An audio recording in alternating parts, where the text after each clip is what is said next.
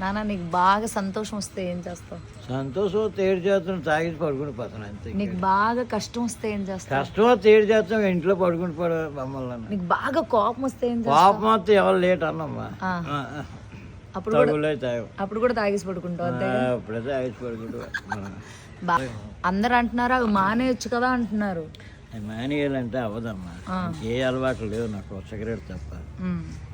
మందు సిగరెట్ మానేస్తే మీ నాన్న ఆరోగ్యంగా ఉంటారు. నువ్వే చెడగొడుతున్నావు, మీ నాన్న నన్ను తిడుతున్నారు.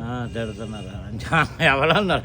వాళ్ళందరూ వీడియో చూసిన వాళ్ళందరూ ఎవరేటి అనరు. అప్పుడు నువ్వు చెప్పు వాళ్ళకి, మా అమ్మాయిని ఏమనకండి చెప్పు.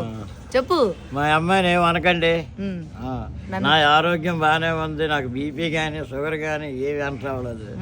ఆరోగ్యాన్ని వండుకుంటాను, తింటాను, తాగుతాను అంతే. కామ్గా పడుకుంటాను అంతే. అదే అలాగనే. సరేలే అయితే ఇదిగో బాయ్ చెప్పు అందరికి. అందరికీ బాయ్ అండి. బాయ్. విజయవాడ వస్తానండి. విజయవాడ వస్తానండి ఒక 3 రోజుల్లో. అప్పుడు కలుద్దాం. అప్పుడు కలుద్దాం.